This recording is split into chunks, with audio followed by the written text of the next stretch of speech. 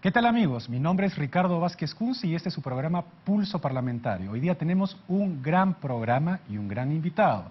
Estará con nosotros el internacionalista Juan Belit Granda para comentar el efecto Trump en las relaciones internacionales y los problemas migratorios en el mundo occidental. La pregunta del día la tenemos en pantalla, regresamos después de la pausa.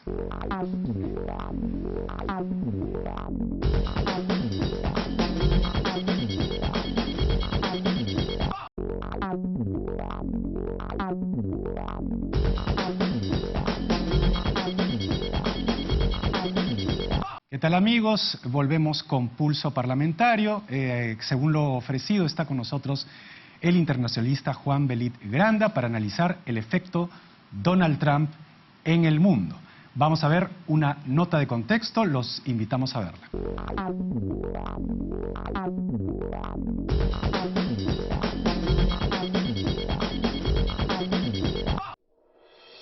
Donald Trump nació el 14 de junio de 1946 en Nueva York.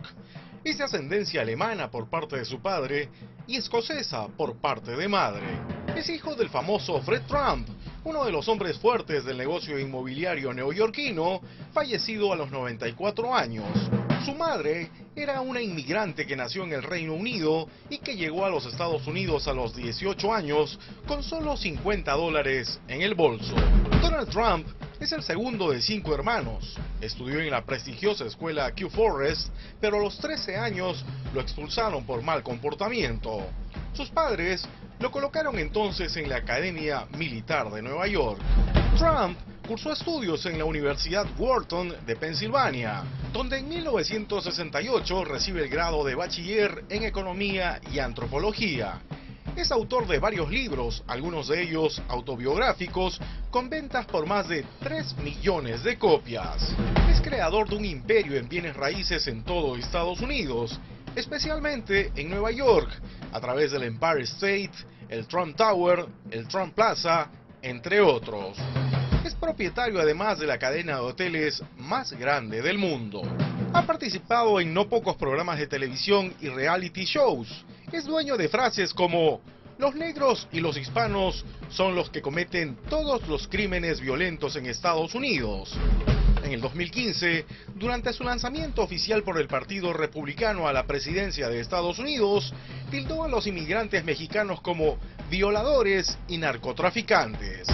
En el 2015 propuso la deportación de 11 millones de inmigrantes ilegales y se enfrentó a los medios de prensa que rechazaban su actitud. El episodio que más se recuerda es cuando desalojó de su rueda de prensa al periodista de origen mexicano Jorge Ramos. Ha protagonizado muchos escándalos, la mayor parte de ellos racistas. El 8 de noviembre se enfrentó a Hillary Clinton, a quien derrotó y se coronó como el 45º presidente de Estados Unidos. Las principales bolsas de valores cayeron en Latinoamérica y Europa. Sin embargo, para muchos analistas, el efecto Trump recién comienza y amenaza con extenderse por el mundo mientras recibe el rechazo de organizaciones sociales protectoras de los derechos humanos y fuertes amenazas por parte de grupos terroristas. Muy bien, Juan. Encantado de tenerte en el programa. Muchas gracias, Ricardo, por la invitación. Para gracias mí es a ti un gusto, por haber un honor venido. estar en tu programa, que además yo sé que tiene una legión de televidentes. Muchas gracias, Juan. Pulso Parlamentario. Hemos visto la nota, que es la vida de Donald Trump, y yo quería preguntarte qué, digamos, sensación te deja esta vida, digamos, tan excéntrica, tan efusiva, tan explosiva del nuevo presidente de los Estados Unidos. Yo tengo una impresión de Donald Trump desde que él era candidato, no solo desde que él era candidato, desde que él era un personaje que conducía un programa en la televisión, desde que salía en los medios de comunicación como un exitoso empresario de bienes raíces, de las torres que ha construido en varias partes del mundo, en Buenos Aires, en Brasil, en Estados Unidos. Recuerdo haber pasado en los últimos días, hace un mes más o menos, en una torre muy linda que construía en Collins, esta avenida grande en Miami, y siempre tuve la impresión de que era un megalómano. Megalómano. Sí. Egocéntrico. Y un egocéntrico, un hombre que permanentemente estaba mirándose a sí mismo, cuál era su concepción del mundo.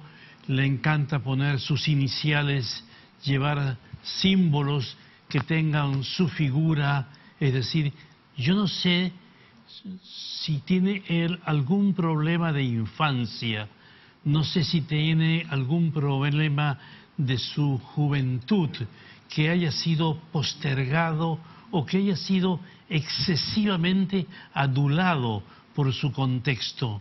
Lo que yo tengo información, que tal vez también tú la compartes, es que Donald Trump primero no atiende mucho tiempo, es decir, tiene un déficit de atención, no puede atender más allá de 10 minutos un tema porque se le va muy rápido la atención, no focaliza con facilidad. Eso es uno de los problemas que tiene, digamos, de comportamiento, pero ahí, de conducta. Ahí yo quería hacer una acotación, Juan.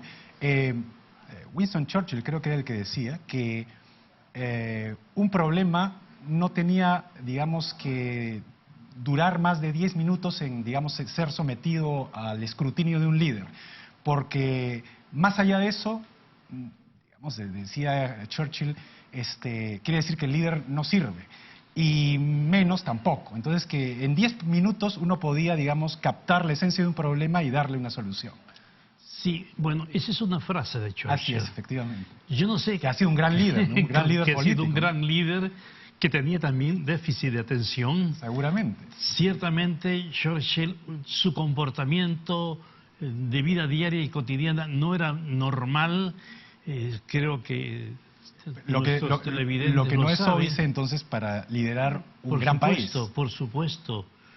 Te decía, nuestros televidentes lo saben, Churchill nunca empezaba a trabajar antes de las 12 del día y Churchill bebía una botella de gin y fumaba 4 habanos diariamente y vivió casi hasta los 96 años.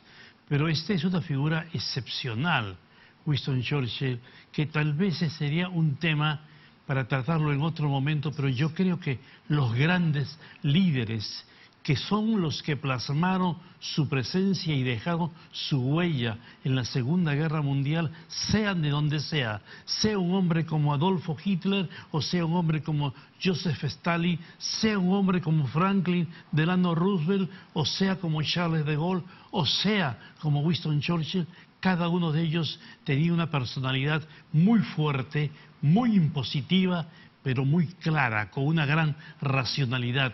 Esta es una característica que yo no se la veo muy precisa a Donald Trump. ¿Qué te parece, Juan, si vemos cuánto saben los peruanos de la personalidad o de la vida de Donald Trump? Te invito por supuesto, a ver una encuesta que hemos hecho muy interesante para que la apreciemos y comentemos después de verla. A ver, si crees que la política de Donald Trump va a afectar al Perú. En cierta parte yo creo que sí. Va a afectar sí o sí a la mayoría de los países. Si es que a nosotros le ponen barrera ahí nada más en México, ¿cómo será acá también? Ay, mira, me vas a preguntar a mí venezolanamente, que yo estoy desubicado de nada de las preguntas de aquí sobre su presidente. Yo creo que sí, por el mensaje presidencial que dio, por lo que se ha visto de toda su campaña de Donald Trump, creo que sí puede repercutir, y también para las personas que quieran ir allá o los peruanos que también están en Estados Unidos. Obviamente, claro que sí, van a afectar realmente, políticamente, económicamente. No todas, solamente creo la que nos compete en el tema de los inmigrantes que van a ser deportados, pero yo le doy la razón, porque si son gente que no tienen un oficio ni beneficio cumpliendo en su país de él, bueno, que regresen cada quien a su nación. O sea, yo estoy de acuerdo en ese aspecto nada más. En cuanto ya a los tratos y contratos que quiere deshacer, que se han hecho con esto del libre mercado, ahí sí es algo a tratar, ¿no? A aprender. Es todo. ¿De qué? Bueno, yo no estoy muy informado, pero según generalmente en las noticias que estamos viendo a diario, este señor está tomando medidas que realmente a países en desarrollo o a países como el nuestro, los latinos, digamos, le van a afectar en cualquier momento. Sí, eso. Digamos, esa es la sensación, ¿no? Negativa, ¿no es cierto? Sí, efectivamente. Efectivamente, esa es la sensación que se percibe. Sí, nosotros no, puede perjudicar un poco a México, pero por lo del muro. Pero acá no creo que llegue, no creo que haya una molestia en el país. Sí, yo creo que sí, de unos tratados que tiene el Perú con Estados Unidos, creo que no van a restringir, ¿no? Un poco. Bueno, sinceramente, para mí no me gusta ese presidente, porque yo pienso que va a afectar mucho acá en el Perú. Muy bien, Juan, hemos visto la encuesta, a diferencia de otras que hemos hecho sobre otros temas, aquí hay prácticamente una unanimidad sobre lo que la gente sabe y además le preocupa de Donald Trump. Básicamente, como hemos visto en la encuesta, es el problema de la inmigración. ¿Qué te parece si comentamos este tema a la vuelta de la pausa? Vamos a una pausa, amigos, y volvemos con Pulso Parlamentario.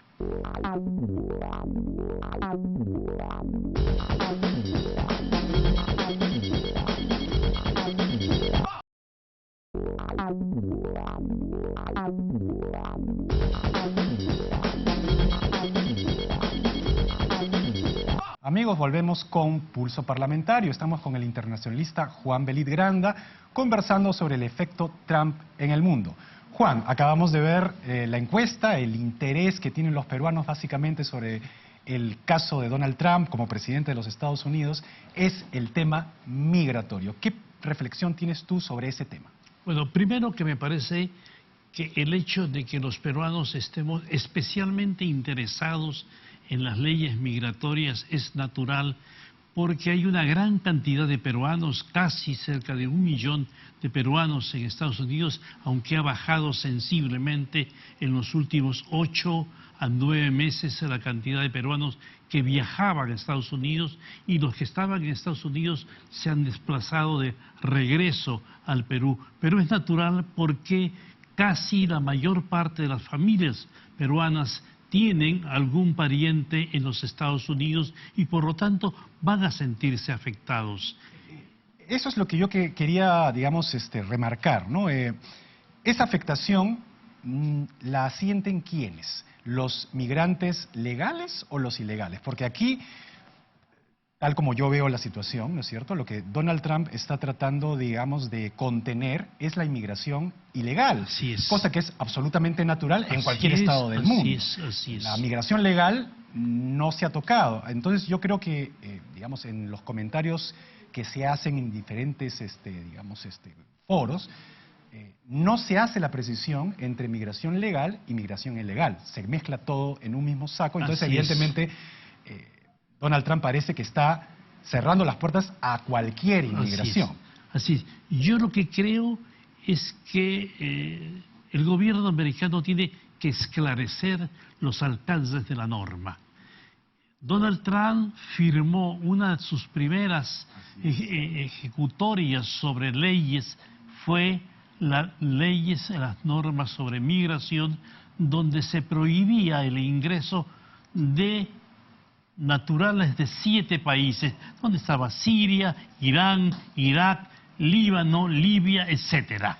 Cabe recalcar, amigos, que esa suspensión no era permanente, es por 90 días. Es por 90 días y lo extraño es que de esos 7, las acciones terroristas que se han llevado a cabo en Estados Unidos, que era el argumento de Donald Trump, ninguno de ellos, de estos 7 países, ha tenido connacionales que hayan realizado este tipo de acciones terroristas. Esto genera, digamos, una suerte de suspicacia en la población. ¿En qué sentido?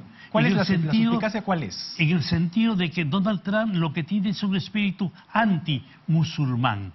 Pero lo cierto es que la norma de Donald Trump lo que hace es ponerle una suerte de muro de contención a la gran cantidad de migración ilegal que se desplaza hacia Estados Unidos. Esta es percibida también como una suerte de posición xenófoba en contra de los migrantes de África del Norte, de los países musulmanes, que además de ello no hace otra cosa más que abundar y ahondar la posición que también tiene Europa en el caso de los migrantes sirios, que sobre todo huían de la guerra civil sangrienta en la cual está inmersa Siria.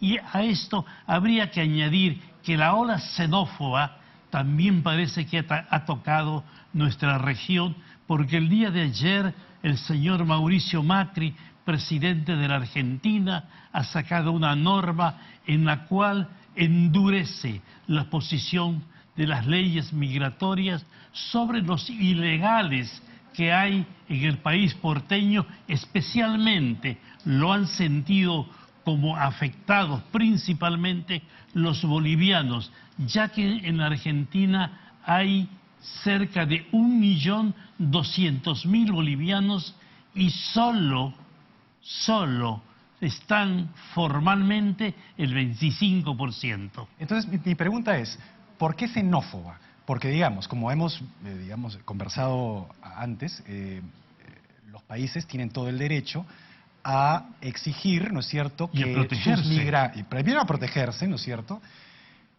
y a poner de alguna manera requisitos legales para la inmigración. Es decir, si yo, por ejemplo, voy a la embajada americana, no voy a decir, mira, yo soy fulanito de tal y quiero que me den inmediatamente una visa para viajar a Estados Unidos. Tengo que reunir una serie de requisitos, ¿no es cierto?, y me analizan en la embajada los requisitos y de acuerdo a eso me dan mi visa de turista o mi visa migratoria, etcétera. Entonces, si yo no cumplo esos requisitos, no es que la embajada de Estados Unidos tenga, o de cualquier país del mundo tenga una actitud xenófoba hacia mí, sino simplemente que los requisitos que me han puesto no los he cumplido. Entonces, ¿por qué la relación entre xenofobia y cumplir requisitos que generalmente ponen todos los países del mundo? Yo entiendo que seguramente esos requisitos eran bien laxos antes, sí, o laxos por lo menos, pero sí, en el contexto mundial tiene que haber un reajuste. Sí, yo entiendo también esa elasticidad de las normas y también entiendo esa protección de los países que es muy natural. Lo que se percibe como una actitud xenófoba es por el contexto en el cual se da. Es decir, ¿cuál es ese? El contexto para el caso de Europa es que casi 4 millones de migrantes escapaban de una guerra como la que se estaba dando en Siria, con sus alcances con Irán y con Irak, y que poblaciones que eran poblaciones civiles no veían otra posibilidad de vida que huir hacia otros territorios y veían como las mejores orillas, que eran las orillas europeas. No tenían tiempo porque tenían que huir, sobrevivir a las circunstancias. Yo entiendo que hay una actitud de protección de los países. Yo entiendo también de que los migrantes, desgraciadamente, cuando se trasladan a los otros países, y aquí lo digo puntualmente, a Inglaterra y a Francia, llevan sus propios valores y sus propias costumbres. Muchas veces, Ricardo, esas costumbres atentatorias a las costumbres de los europeos, y muchas veces sus valores religiosos son atentatorios de la religión de Inglaterra o de Francia. Te cuento una anécdota. Antes, te interrumpo. Sí.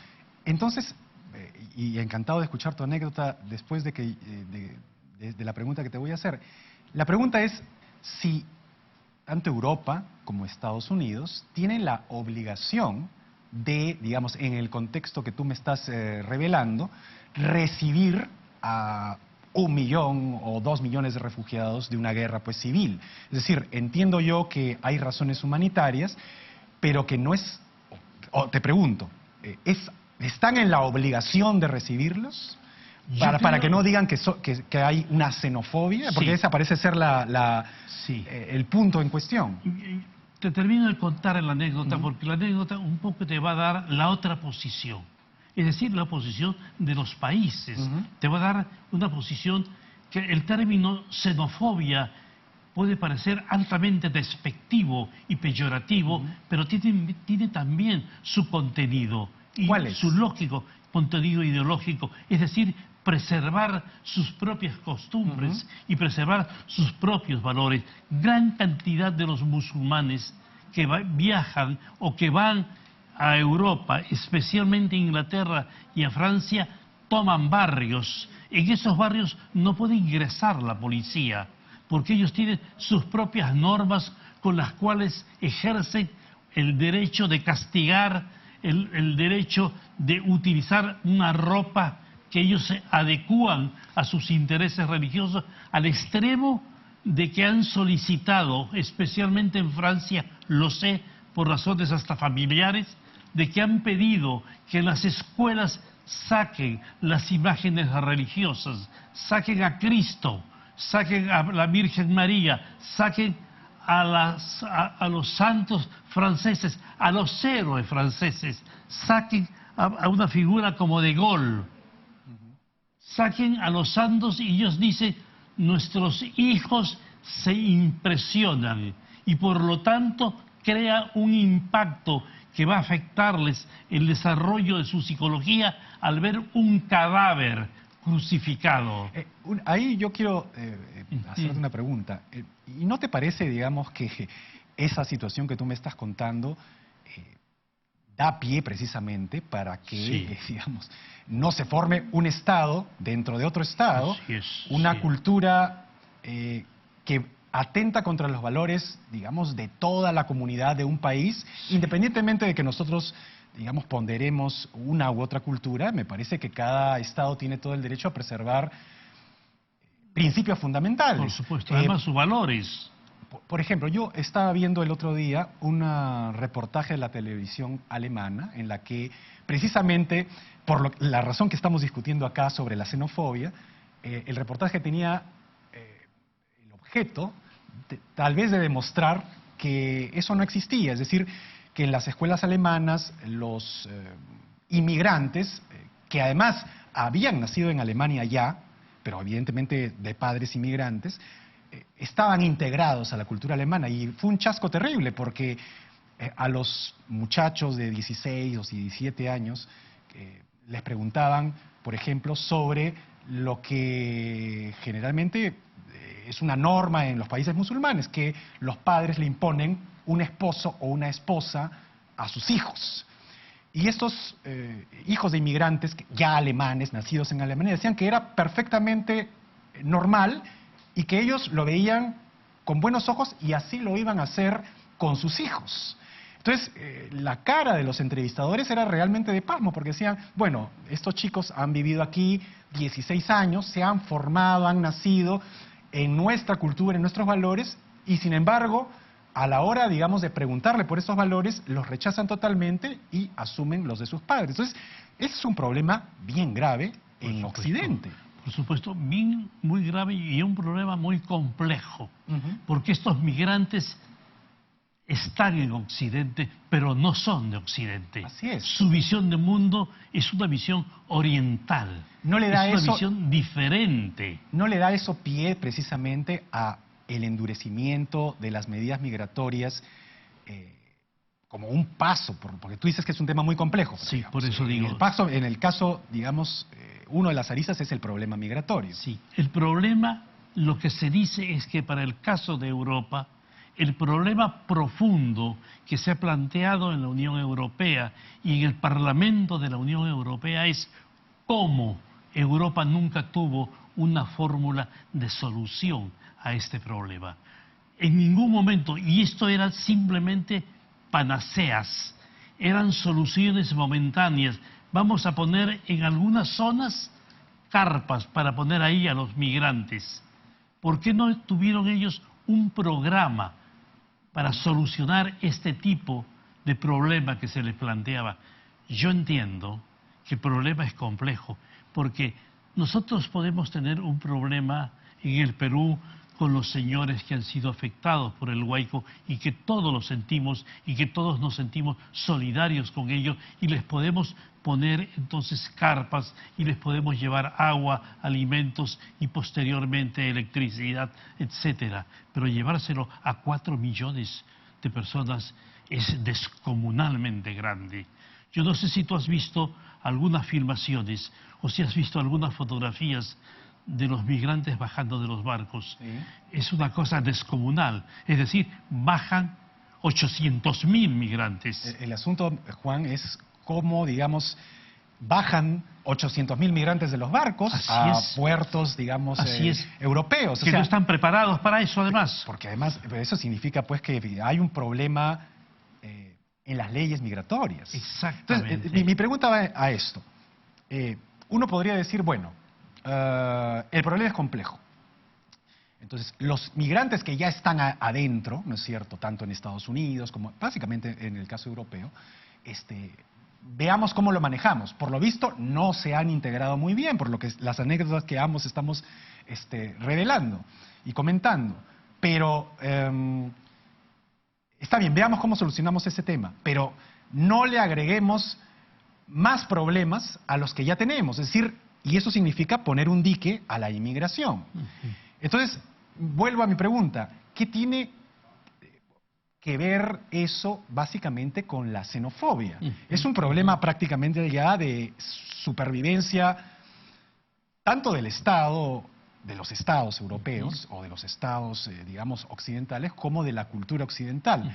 O, digamos, damos pie a que en aras precisamente de la cultura occidental, que es la cultura de la libertad básicamente, la cultura de la tolerancia, sigamos recibiendo los migrantes y que se nos siga creando el problema hasta que se utilicen los propios principios y valores occidentales contra Occidente, porque digamos, porque esos valores me permiten a mí hacer un Estado dentro del Estado, ¿no es cierto?, que se forma ese problema. Claro. Ahora también, si lo vemos desde la otra perspectiva, que Europa no permita ingreso de los migrantes y que a esos 4 millones que no son combatientes, que hay una gran cantidad de mujeres y niños, los dejen en el escenario para que los continúen bombardeando. Eso también es criminal, porque también hay otro principio, el derecho a la migración. Y el derecho al asilo es un derecho humano. Es un derecho humano que además lo ha logrado precisamente Occidente y lo ha logrado Europa. Y uno de los países que empujó con más ahínco para que salga adelante la Declaración Universal de los Derechos Humanos es Francia e Inglaterra. Irónicamente, la vida los lleva después a que ellos tengan que enfrentar este tipo de conflicto. El problema es casi de difícil solución, porque si nosotros no permitimos el ingreso de los migrantes, les damos a los migrantes, a los buitres de la guerra, a que los sigan matando a los niños, a que sigan matando a las mujeres, a que sigan matando a los inocentes, y nosotros simplemente observamos y nos lamentamos. Y creo que los europeos tienen muy profundamente internalizado la experiencia de la Segunda Guerra Mundial, que no permitieron el ingreso de judíos. Y los judíos entonces fueron llevados a crematorios y convertidos después solamente en un recuerdo. Juan, estamos por terminar, pero yo quería hacerte una tingencia. Los principios deben ser sometidos al escrutinio de la realidad, de la historia.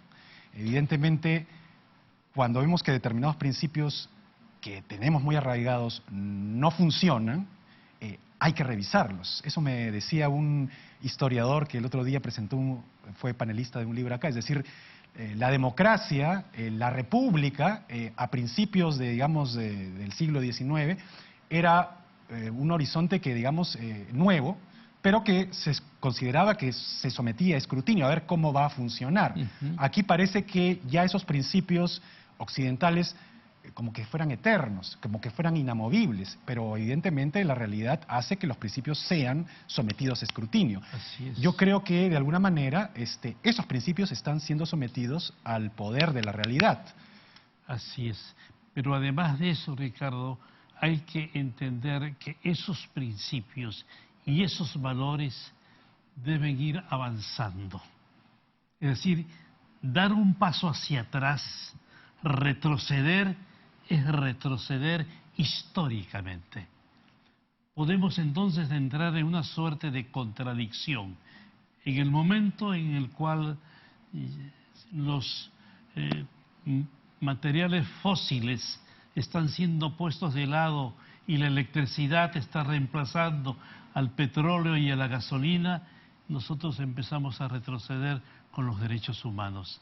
Esto también crea un choque, ese choque de civilización. Que era el pronóstico. Que era ya un pronóstico y que ya alguien nos dijo que las guerras del futuro iban a ser las guerras por religión. Hoy día lo estamos viendo. Estamos expectando una época que es una época novísima. Es una época, además de eso, inimaginable. La misma presencia que era el tema con el cual originalmente llegamos a nuestra conversación, el tema de Donald Trump. Donald Trump era inimaginable hace 10 años. Bueno, la realidad es la que lo ha puesto donde está. Por supuesto. Yo, Juan, te agradezco infinitamente tu presencia. Gracias. El tema era Trump, pero parte del tema se ha desviado, digamos, al problema de la inmigración, que es lo que le interesa a nuestros amigos oyentes y televidentes. Encantado de tenerte aquí y espero tenerte para una próxima. Muchas gracias, por supuesto, Ricardo, muy amable. Muchas gracias. Muy bien, amigos, estamos al término de nuestro programa. Vamos a una pausa y regresamos.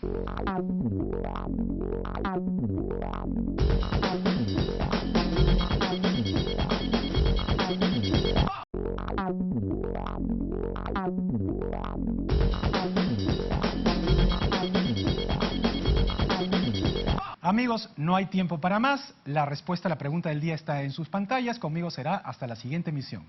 Hasta luego.